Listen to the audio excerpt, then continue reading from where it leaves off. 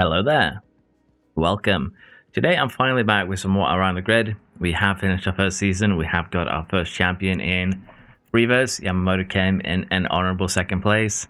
And we are going to be taking over Williams, who ended up last in this first season of Around the Grid. And it's probably going to be the hardest season that we have. This one was actually incredibly close, probably one of my closest seasons ever, where there were just 12 points separating the top three places.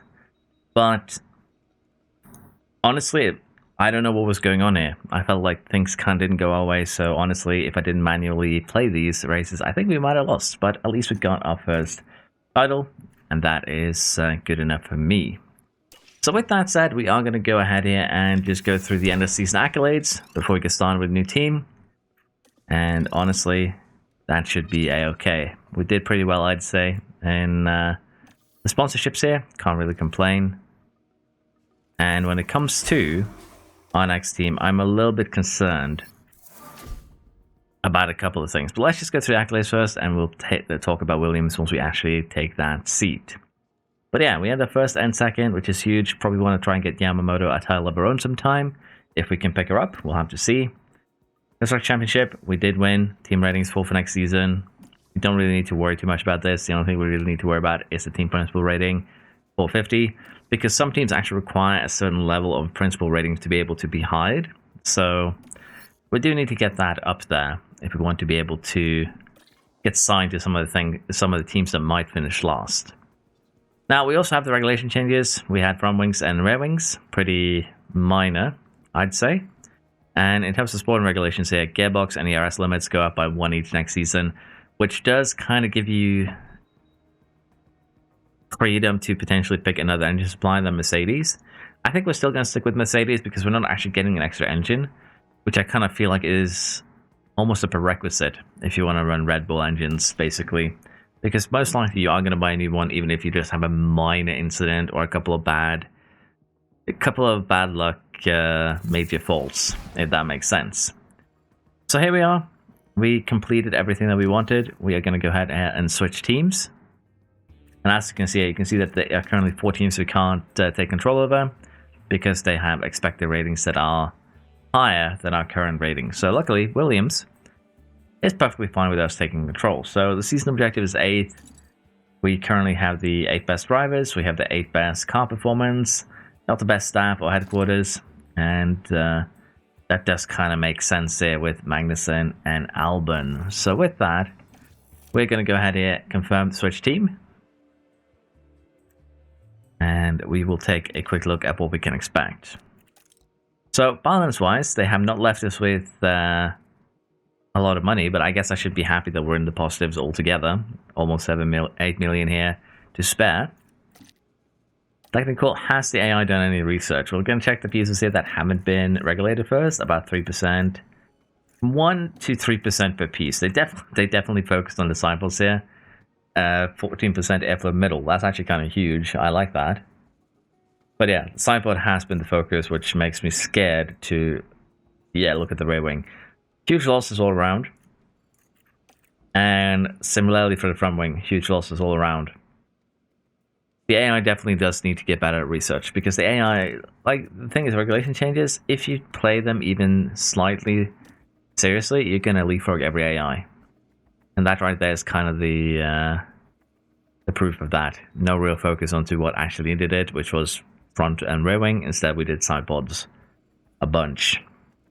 But yeah, we're going to stick with Mercedes engines. I feel like they're just a good choice. Like, Red Bull engines does have more power, but that power isn't worth it in terms of durability. It's for the ERS, everything here. A little bit better fuel efficiency, of course, but honestly, I still feel Mercedes just is the best option.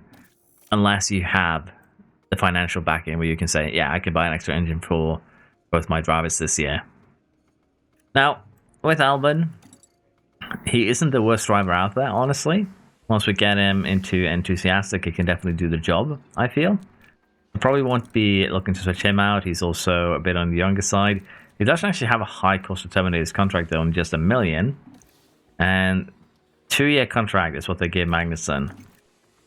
But apparently they gave him we can replace him for free. Okay, great. That's what I like to see. basically a free replacement there. Irvin, 12 months, 3 years. Can't really replace our race engineers, I believe. What about our staff? Is there anything funny we can do here?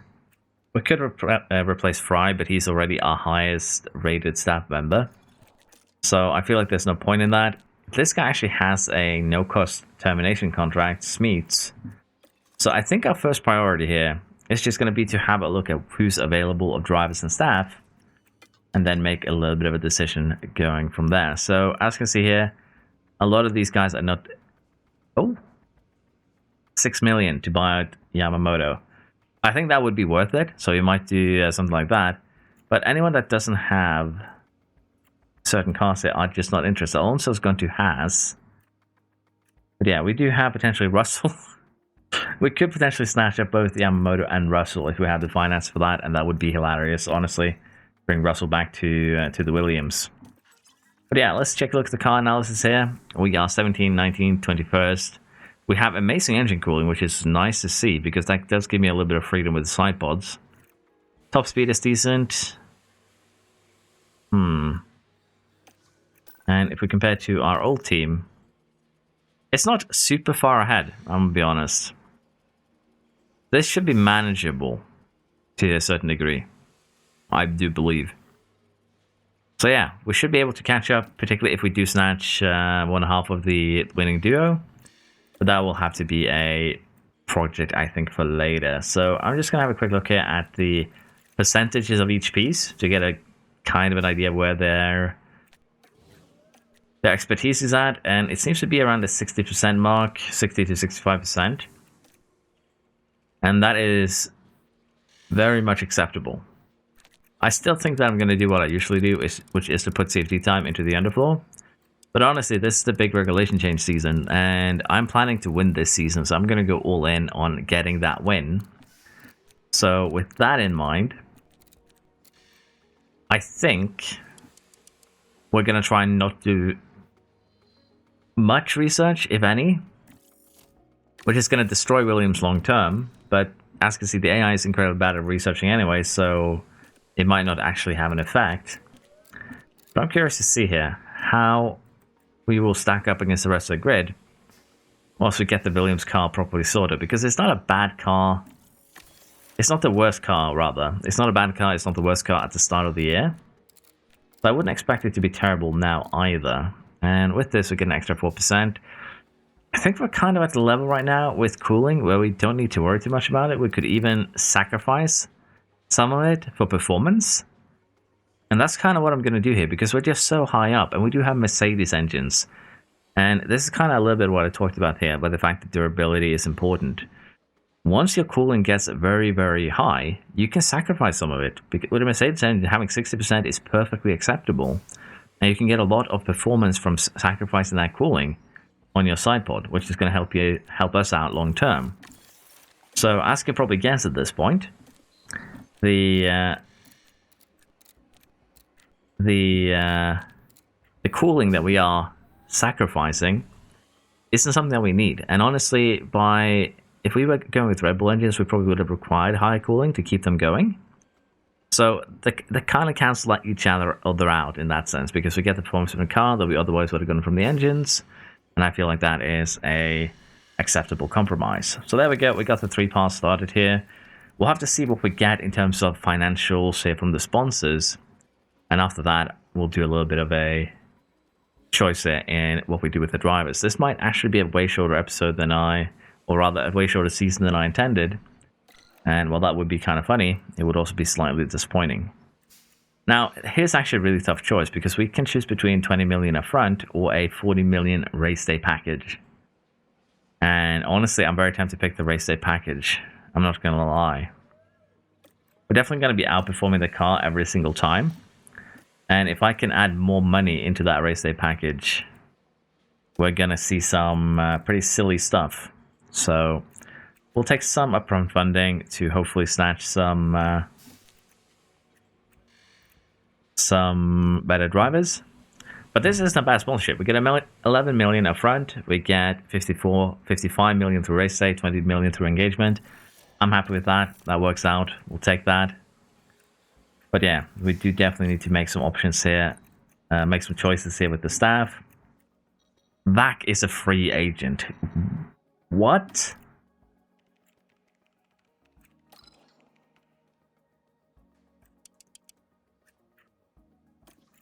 Okay, so I did say that Pat Fry was our best option for staff, but here's the thing. We can boost confidence a lot by picking him up. And honestly, paying 1.4 million for him, which is basically what this would be, is a steal. So I'm going to lock him in here for the next 3 years, I guess. And just so we can pick him up later again. But the fact that this man does not have a job is insanity. Like, it's actual insanity. And Prodromo here, kind of the same thing. How much would the cost be to break our staff's contracts? You have no cost. You also have no cost. Why is the AI negotiating contracts for no cost? Is it because they would financially ruin themselves? Probably. But that's a huge weakness. We might not actually do this in the future then. Because having AI that just do not cost anything for breaking contracts. Like, we can replace a lot of the staff if basically free. I know that I'm kind of just drifting into other things here, but I haven't actually considered this before, and I guess we'll be seeing more of this. But being able to pick up staff members virtually for free. As you can see, buy fee, none. You get Sing here for free, but honestly, I'm tempted to skin up the Ferrari, man, because 5 more stat points for 600,000 is honestly pretty cheap. But yeah, I'm going to keep the breakout multiplier, at least on these contracts, because that's going to limit myself a little bit down the line. Or we should give him the full 5 years, but again, that'll have to be a discussion for the comments. We'll have to probably figure that out a little bit together. Because this is a new thing that I need to figure out how I want to deal with. GP is a free agent. Bird is...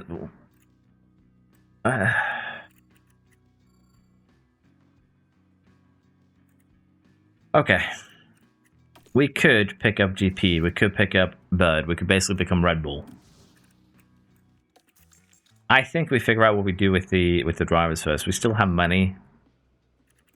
I think I'm just going to go all in here from the get-go.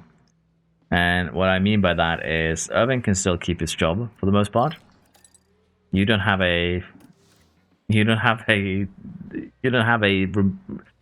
I'm losing my footing here. I'm losing my words because I can't actually believe that basically every single season I'm going to have a free pick of staff and drivers to some degree. At least drivers still seem to have buyouts. Nope, never mind. Sainz doesn't have one. Alonso doesn't have one. Russell has one, but that's because he started with a longer contract, I believe. So, yeah, this is a very terrible fix. I'm not going to lie.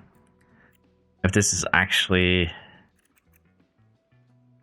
I probably should give it a couple more seasons, to be fair.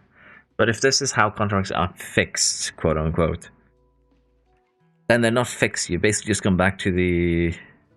Not even that. You might as well just go back to the 23 system, but just give us the expectations, because that's basically what we wanted. But yeah, we are going to try and snatch Yamamoto. She is the second driver that we signed here, and I'm going to give her a 5-year contract just to make life a little bit harder for myself, as I mentioned again, going into the future.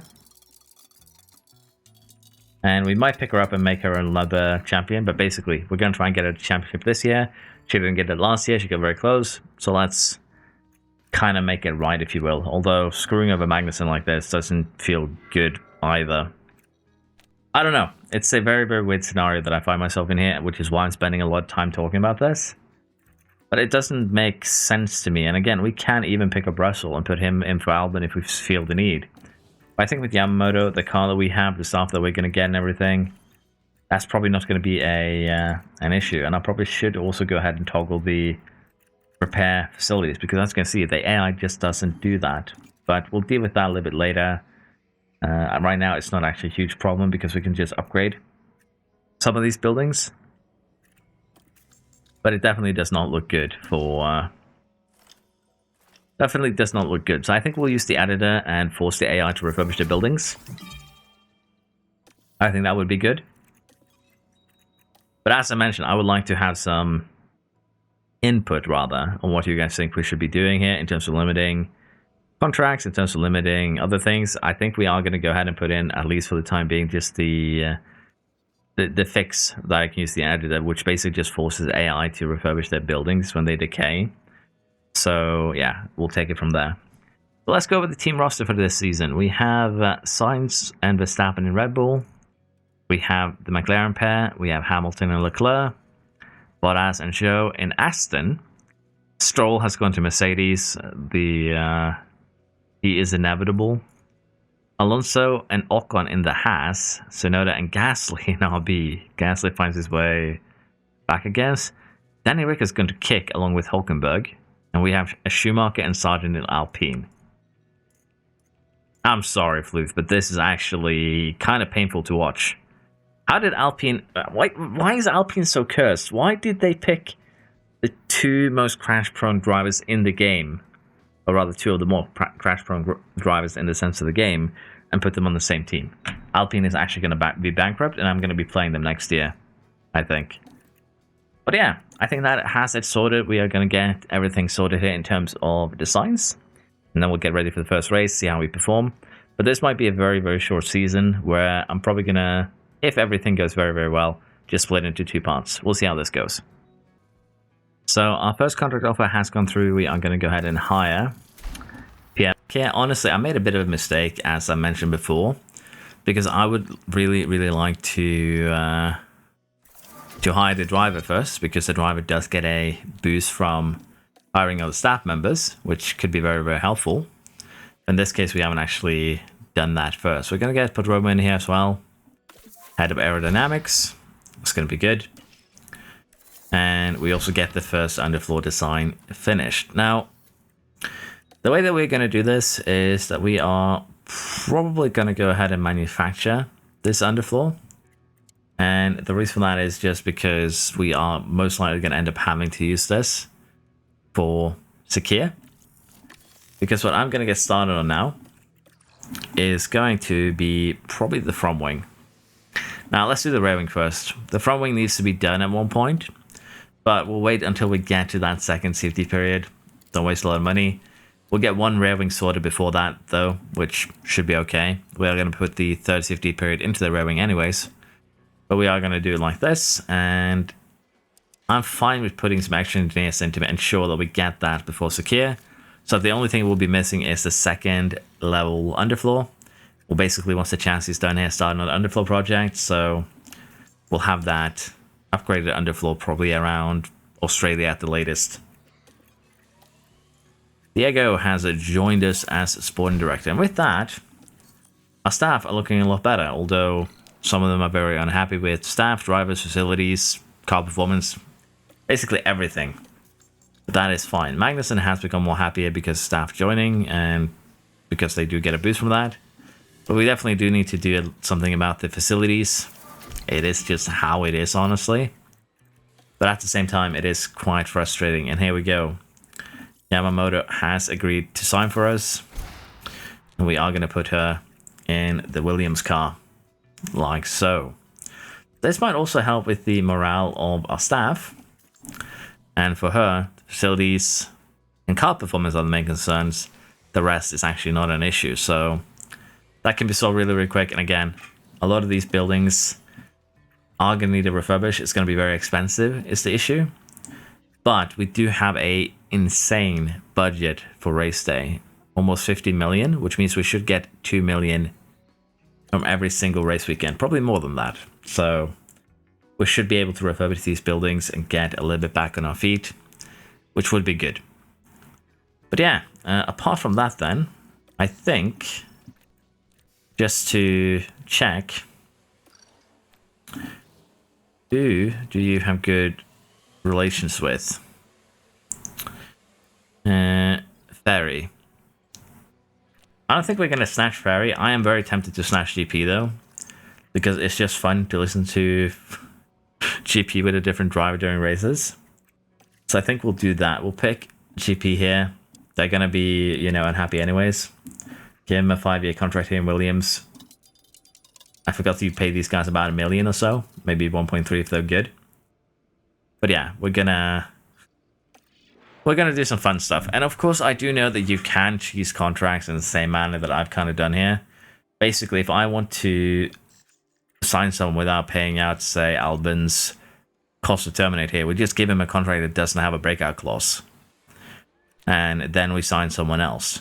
Even if you signed the contract yesterday, you can still basically circumvent the cost to terminate by just giving him a new contract where there is no breakout cost. So you can do that with your own drivers, but it's kind of bad that the AI is doing it. And as I said, I'm pretty sure the AI is just doing it as a stopgap to not bankrupt themselves. But yeah, chassis is done. We are going to start the manufacturing of them, get that sorted. And as I mentioned now, we are going to take the opportunity to start with an underfloor. And this one is basically going to be the final edition. We are going to be doing some more work on underfloors and things like that, but I don't think it's going to be a huge deal. Once the side pods and suspension are done here, I'm going to go ahead and manufacture them. I'm going to start a couple of new projects where we just build up expertise, and then we'll see how the car looks come secure. Let's see what else we have here. A reduced deadline, 5th of March.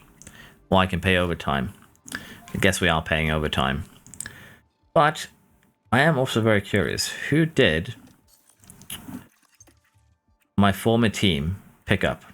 They now have Paris, who has lost his he's become a black square. Okay. But yeah, they picked up Paris, which honestly is fine, I think. I think that's acceptable. But yeah, I'm going to get the side pod, the suspension sorted, and we'll see how the car performs come Bahrain. So our rear wing design is just done, and we're basically ready for secure in just 6 days here. But there's a small problem, and that is that we are dangerously low on money. 52,000 is all that I have left to our team's name, which is not a lot of money. Let's be honest. It's kind of a worryingly small amount. Probably not a good amount for an F1 race team, and that's going to be a bit of an issue here. Finally, we're also going to get a GP here in time. That is very, very nice. And with that, we now have our driver pairing, Albon and Yamamoto, Irvin and GP. GP is not very happy with the drivers, although I feel like the main thing a race engineer should care about is the driver they're paired up with, rather than anyone else. But he's not happy about things. Neither is Back. Former Red Bull gang is not happy about being picked up by me, as it turns out. And Yamamoto has actually improved to 89. So that's going to make this season a lot easier as well. We have also made rear wings here that they have finished. So with the exception of front wings, we have a completely new car. And as you can see, we've actually been pushed a little bit further down the order.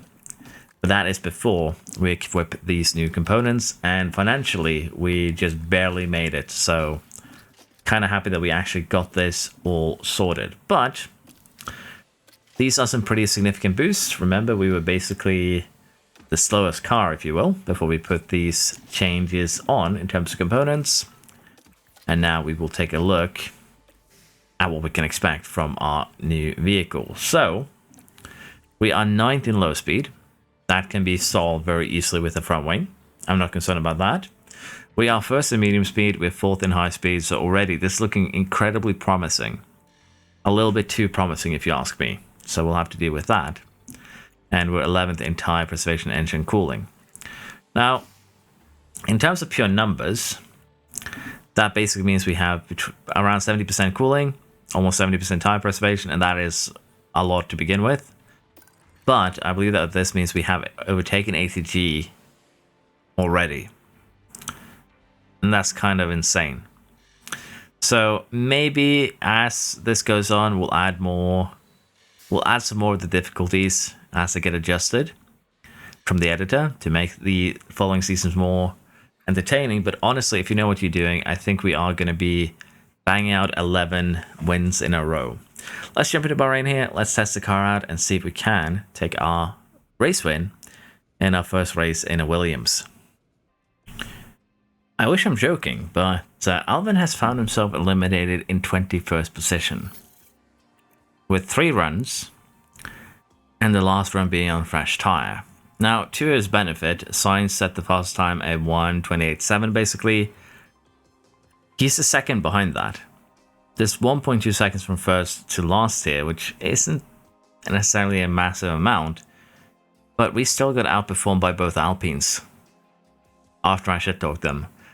Albin, we might need to go and pick up a Russell very, very soon. Now, you might think that I forgot to put on the components on Albin's car, and you'd be... I honestly wouldn't surprise... I would, you know, give you the benefit of the doubt, but we'll actually take a look at that after quali. But I'm just flabbergasted right now, because his DNF here, basically that is what that is, a DNF. His bad quali does not make sense. So let's see if we can actually vindicate him. If I forgot to put the components on this car, I'm pretty sure I didn't. But we'll double check. So quali has run its course here, and we do find ourselves down in 6th. We are half a second off the Red Bulls here. They're going to be probably a good competition this year too. We have Rivas in 8th, so ATG is still somewhat competitive. Paris down in, what would this be, 14th? No, 15th, sorry. It's 16. Now that is the cutoff. But yeah, it looks like we're going to have a little bit of an interesting season here. Red Bull, Ferrari still going strong. McLaren is also going strong. So those are probably going to be our main contenders. But we do need to get that throwing on the car, because we're definitely losing out here purely because of the low speed cornering being bad. But it is potentially a very, very good starting position. Now, the big question here is going to be, did I forget to put the 2 spec on Albin's car? And the answer to that question is no, I did not. He has the exact same car as Yamamoto does. He ended up 21st. She ended up 6th. That's concerning, particularly also when he has a better setup. But yeah, we'll have to see here if we can actually make our way through this race. I think we are probably... if you wanna be on the safe side, I think we're gonna end up being the 3rd fastest team right now, most likely. Maybe 4th. But I'm pretty sure in terms of pure pace, we are just straight up the 3rd fastest team, so to speak. And we are going to take advantage of that and try and get something done here. We're going to go with a very classic strategy. I think we are going to also go for pitting a little bit earlier for Albin. He is going to be running light, but he'll be able to, by lap 15, use the rest of his softs, and we'll try and get something done. We could also start him on the mediums here, but again, the reason why I like to start with the light soft is because those tires are already up to temperature. We don't waste any tire. We don't waste any temperature or time, rather getting these tires up to temperature. And that is kind of why I prefer to do that. I understand a lot of you feel like I'm very gamey when I do that. But I take advantage of what tools the game gives me. And in this case, the light strategy maybe needed a little bit of a nerve, if you will. But yeah, we'll do something similar to this. We might change it up a little bit, but that should get the job done. Let's see what we can do. Yamamoto starts with medium confidence, which is potentially a little bit of a concern. Might need to take her practices a little bit more seriously, but shouldn't be a big issue. Albin is looking good also with his setup confidence. So let's see what we can do here in Bahrain. Honestly, as mentioned, probably 3rd fastest team, which means 5th and 6th. But Albin has a little bit of a mountain to climb to get there.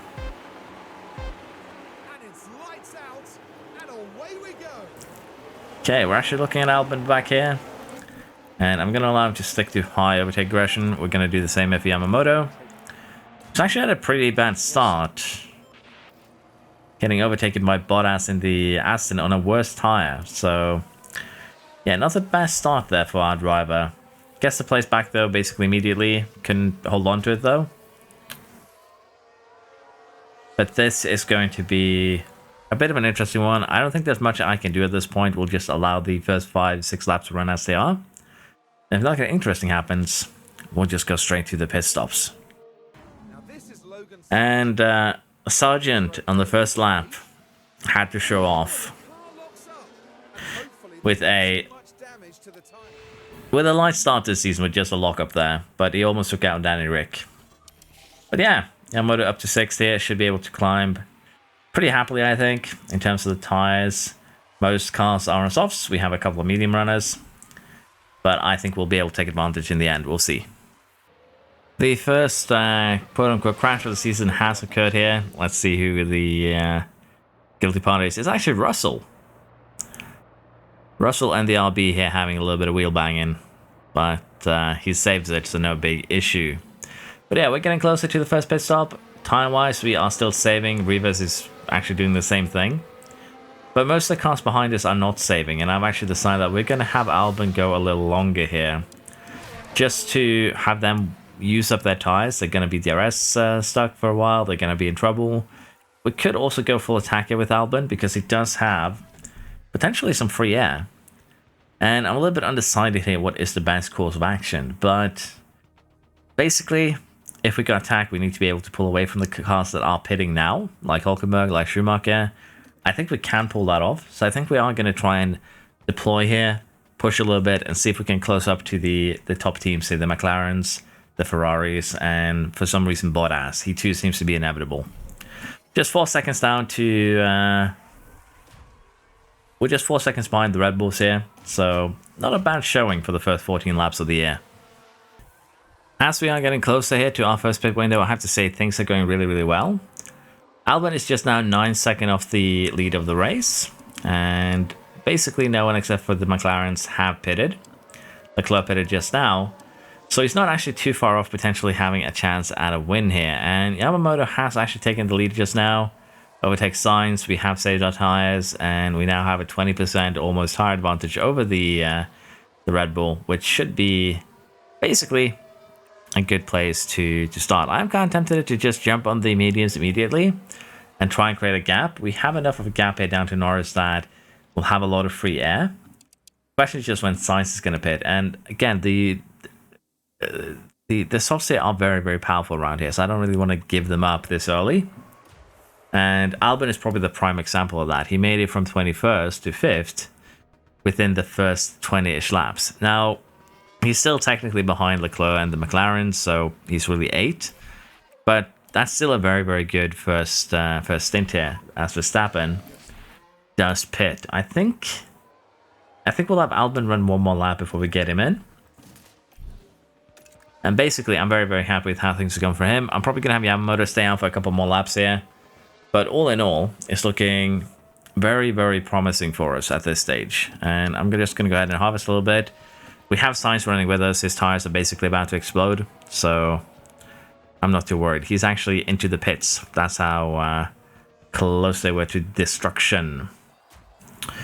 Clean stop looks like from the Red Bulls. How about us? Can we get the same treatment? Pretty good. In terms of our pit crew here, just to give you an idea, we have about a 15% chance of making an error at the start of the year. I'm getting that down to just 10.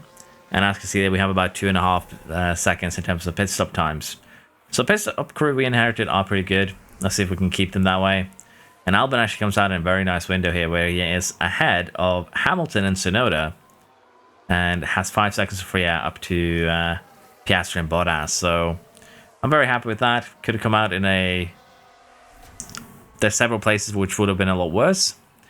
But this is pretty much acceptable. And we'll get Yamamoto now in for her stop. But yeah, maybe I underestimated Albon a little bit. Maybe he got jitters. Felt his seat was in danger when everyone he knew got replaced in the preseason.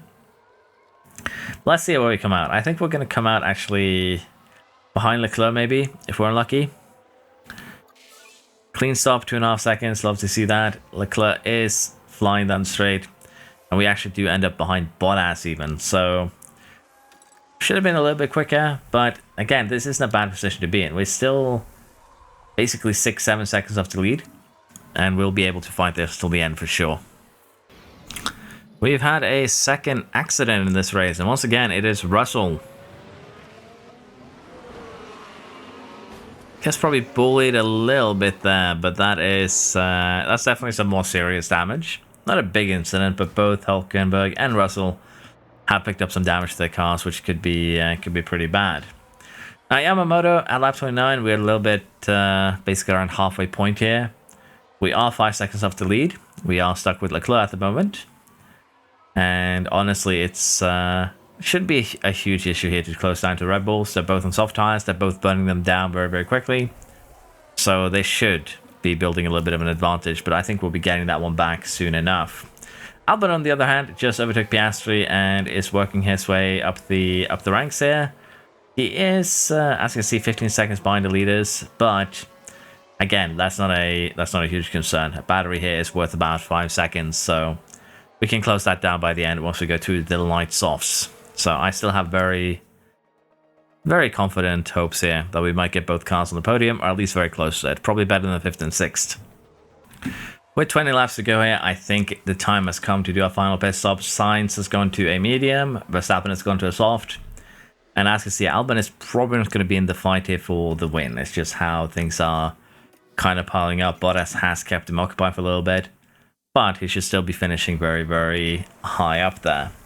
Now, Yamamoto is still going to be in a little bit of trouble here. We might not win this, but we should be able to, again, snatch a car on the podium. I don't think that's going to be too much to ask. So we're going to get Yamamoto in as well. And let's see here if these last few laps here turn into something good. Albon in the pits. It's about to get his stop done. And we are going to come out in 8th here. So a little bit of work ahead of us. We have a Ferrari behind. But if we look at the timesheet here, it is about 20 seconds up to the podium places. 16 seconds up to 4th. 10 seconds up to 5th. And with a tire advantage that will only get bigger and bigger, I think we might be able to reel them in here. We'll have to see. For Yamamoto, the die is going to be a little bit different in the sense that we are probably going to come out behind Leclerc here if we have a clean stop. And we actually come out ahead. I estimated wrongly. But we have 13 seconds to make up on Sainz. We have 7 seconds to make up on Verstappen. Just 3 to Norris. So podium seems very, very likely for Yamamoto here. As it turns out, the podium might be a fleeting existence because I trusted the pit schedule a little bit too much. So we ended up pitting later than planned, and you can kind of see what happened here. We've been running attack for the last 7 laps. I've been kind of focused on Albon a little bit more than I probably should. He's down in 8th, and as a result of that, we have burned our softs basically all the way down here. So it does put me in a very, very bad position if I want to fight for a win here. I don't think, again, that is viable with the state that the tires are in.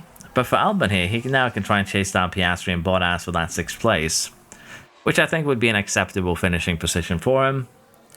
But yeah, I definitely have put Yamamoto in a bit of a tight situation here, and it's not a great one because this is something that could have been easily avoided, and I've made a mess of it. And now also, as I am deploying to try and catch Verstappen here, Schumacher gives us a double whammy in the sense that he first gives DRS to Verstappen, and then he is in a little bit in our way. Nothing massive, but just a little and enough that it becomes annoying. But I think we have closed the gap enough here now to Verstappen that we're going to get DRS on him, and we might still have a chance for a win with just 5 laps remaining.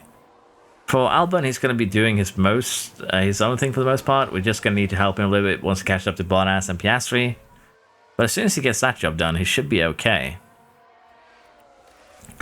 I'm going to run a little bit of harvest here behind Verstappen, although that is kind of risky in its own right, so let's just not do that. Let's switch it down to top up instead, because he's definitely chasing down his teammate with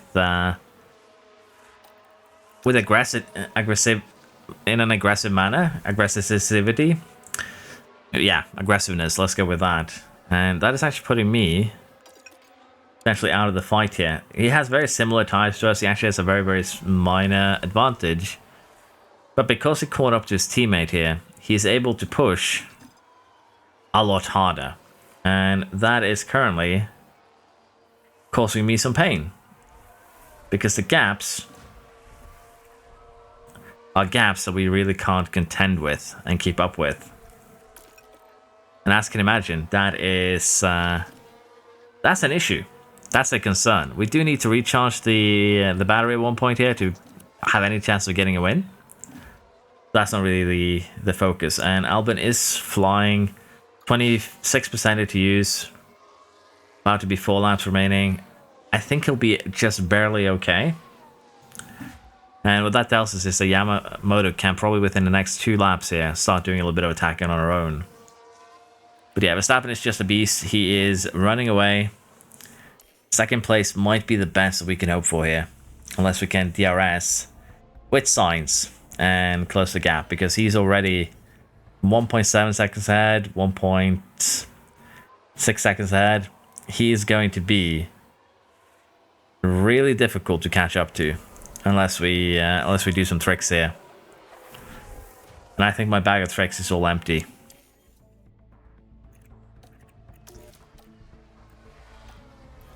Yeah, he's increased that to 3. He's gonna get the DRS here from Russell, I think. He should pass Russell before that, though. Nope, he's actually... he passed him just before the line there, so he's not gonna get DRS. But I don't think we're close to those 3 seconds unless we can really recharge this battery. So keeping it neutral and going full attack might be enough. Yeah, let's gamble. Let's see what we can do. Albon might actually catch Norris here too. In terms of lap times, we are doing 3 seconds almost. 2.5 seconds really on Norris. And if we can keep this up, that would be pretty amazing. Yamamoto on full attack is also closing down Verstappen. We have broken free of Sainz. I believe. No, it's Toledo. Sorry, my bad. We still have Sainz on us, but we are closing down to Verstappen. We have a Russell that's slightly in the way, but I believe Russell just gave us DRS. I guess I should be happy with him. No, he didn't. He did not do that. So I'm actually very unhappy with him. But this is going to be the last lap here. So how do we manage the energy for this one? We definitely should have put Albon on deploy a little bit earlier. But as usual, I'm focusing on my lead driver here. If we stay behind in this zone, which we are going to do, we're not catching up quick enough. Now we go for the deploy. We should be able to get close enough that we can get him on the final DRS straight here. And I'm also going to turn on always defend after we get the overtake done, hopefully. No, look at that. Look at how he just lunges or launches himself, more like it.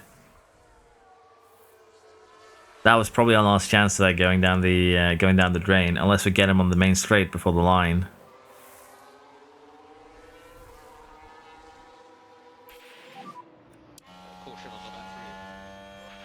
Not happening. Second place in our first race. It's not bad. We still have an upgrade we're waiting for. And for Albon, 21st to 6th is still very acceptable. Probably going to be, again, a pretty good season for us, I think. Going to see what we can do once we get the front wing. But I think this is going to be pretty smooth sailing. Probably just going to split up into 2 episodes, as I mentioned. Let's see if we can get some upgrades going into Jeddah, or if we need to wait to Australia. Now, this is also something that I thought would be good to mention. The money that we get from results. So 2.263, almost 2.3 million do we get paid out. And again, 17 to higher, 13 to higher. The expectations are definitely not there. So we should be able to easily get these payouts unless we DNF. And that's going to be an extra 50-ish million this year, which is going to be huge. And it's going to be a real driver for my financial choices, so to speak. We also do have a slot open right now that we are going to have to do something with, but for now we're just going to hold it. It's just 1 day until we get the next ATR period, which is going to be the front wing. So yeah, that is perfectly fine. Apparently also the design center has caught on fire, so that 1 day is now 12 days. We're not going to get started until after Australia, I believe, which sucks, but it's just how things go sometimes. Not really much I can do about it. Now, one thing I do hate, though, is plans that basically say we are gonna cook your entire team. And particularly the AI's plans for... Sorry, that was wrong. Particularly the AI's plans for basically Jeddah, Australia here. It's pretty terrible because it basically is, let's completely ruin our pit crew before we go into the races, and then, you know, not do anything in the couple of weeks after, which I'm not a fan of, I have to be honest. But yeah, we're just going to work on getting that error chance down a little bit. You know that I prefer that. There's nothing wrong with going for first up time. You do what you feel is best. For me, though, I do enjoy not having an error show up when I need it to not show up. But yeah, let's see what we can do in Jeddah. We're probably going to try and simulate that to see exactly how we stack up to the AI. So our first simulated race here in Jeddah went pretty great, which is also why I think the rest of the season is just going to be one quick blur. We're still lacking that front wing, but even then, Sainz got the win, Albon second, and Yamamoto third. Double podium. We still have to get a win. See Verstappen down in fifth, Rivas in sixth here. But yeah, we are definitely getting to a point where we are going to be incredibly hard to beat, I think, over the course of this year. We are in second. We have both drivers in top 4. I think this is going to be an easier season than the last, which is a hilarious thing to say. But it definitely does kind of look that way. I guess every team has become a little bit closer. I guess what I should do is actually use the editor to just show the starting point every season to see exactly how close each team is, how they kind of developed over the last season. Probably should run a little bit of a comparison here. So maybe we do that. Maybe we do that at the end of this episode. Talk a little bit about that to give an example of what that would be. But basically, we are in a very, very strong position. We are going to have to wait till the shutdown is over so we can start the front wing. But I don't think we have anything in particular we need to be concerned about. The only thing I'm worried about right now is parts, because financially it's been kind of a pain to get them manufactured, and I did also forget. So there is 2 reasons why it's a pain. But it is just what it is. We'll have to deal with it. Honestly, I don't need to make an underfloor, but we will. That way we'll have some spares because we're not getting them done for Melbourne anyways. But yeah, we're going to get this sorted, get the front wing made, and then we will see what Australia has to offer. Probably going to have a look at Japan too. And I think that is what we'll do today. So here we are with the first front wing. This one has 80 Ds, 20 Ds gained pretty nicely across the board here. And it is going to make us the best team in terms of low speed cornering. Shouldn't come as a surprise. And once we get that second underfloor, once we get the second front wing here, because again, this is the first design where we are using the safety time. Safety on the rear wing. Run 4, 5, 6 project on chassis, side pods, and suspension. We're going to get a very, very different car. And I think that is going to be worth it. Now, this front wing, we're not actually going to get for Suzuka. We're going to get it for China. But that is fine. That shouldn't really change things in any way, shape, or form. We are getting that underfloor ready in 2 days here. And honestly, I think manufacturing completes just in time. But we aren't going to use the new underfloors in Australia anyways. So doesn't really matter. But we are going to get another chassis manufactured. That's fine. And I'm going to get started on another suspension because those break a lot. And now that this design is done, we're going to go ahead and manufacture a couple of these. And it's not really a huge gain here, but it is going to put us a lot closer to first place in high speed.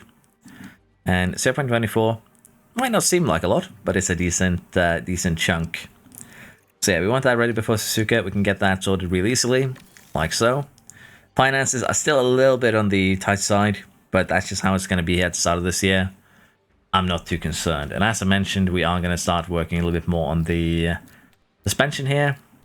And the goal here is very, very simple. We're going to basically make 2, 3, 4 designs like this, where we have very incremental gains, or very small gains. And once we get to the 6th design, we're actually going to put it on the car. And that's going to have basically this times 6 added up. So it'll be pretty good. Basically around summer break is when we'll have that big upgrade package, so to speak. Unfortunately, financially, we can't really start any new designs here before the start of the race weekend. But these are basically doing that same thing, where we are building expertise levels. And I'm very, very happy about that. So let's go to Australia here. Let's see what we can do. We're not going to be switching up the car any way, shape, or form. Let's see if we can actually keep things still competitive. So I went ahead and simulated Australia here. And as you can see, both of our drivers improved massively to the first 1-2 of the season. We have Alonso in the points, which is also interesting. And did we have a DNF here from Verstappen? No, he just ended up 16th. So I assume there's some sort of engine damage. He did qualify pole. So as you can imagine, this is kind of a weird spot to find ourselves in after the first 3 races. And honestly, with that, I think we are going to take a look at just the development. We'll take a copy of the save, run it through the editor. We'll talk a little bit about how expectations should be. And honestly, I think I might start doing that going forwards at the start of the season. So let me know what you think of this next segment. But we are going to end it here in terms of the F1 manager. We have a very, very good start to our second season here. And honestly, I thought this would be a bit of a bigger fight. And clearly, it's not going to be, which is a bit unfortunate. So we might also do the editor to make things a little bit spicier in the future. But right now, it looks like it's going to be a very, very easy walk to the win here. But yeah, let's go into the editor. Let's see if we can see any gleams of wisdom before we end this episode. So here we have the performance chart for 2024, which is basically the previous season. And as we can see here, in terms of our expertise levels, we started with 49%. We ended it with 64.56. And basically, we were really close to both Red Bull, McLaren, and Ferrari. So all in all, a pretty good season. Williams down in 53. And as you can see, we do have a big jump at the start, which is usually how things go. Then we peter out as we do more research. And the rest kind of catch up to us. Not really much to say here. But if we compare it to how we've had our season start this year, we can see that at the start here, we had 61%. So not shabby by any means of the imagination, but also not great. And right now, we are the fourth best team before we get our front wing, just a couple of percentage points behind Red Bull. So already, the teams are really, really close. And the drivers are going to be kind of the deciding factor. But yeah, so far, so good. I think we might take a look at this, maybe a little bit more in depth. But it does give you a little bit of a better idea of just how quickly the player can improve their car compared to the AI. Because as mentioned here, we had one of the worst cars at the start of the season here, 61.11. There is honestly none that is really worse. Alpine is very close, 61.21. We have Sauber 61.72. And they are still about 5 percentage points behind us. And we have jumped basically very, very high, very, very quickly. Which is, again, something a player can do with relative ease. It's kind of going to be harder for the AI. Now, the save setting here that I was thinking that we might end up using is this one, where we turn refurbish on, enabling it fixes the AI, not refurbishing the facilities, even in low conditions.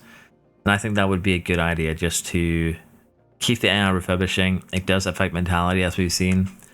That would be a good thing to do. And honestly, this is the funniest thing I've seen. So, ATG, 65.22. So at the start of the season, we're 4 percentage points off McLaren. Not a great start to the season.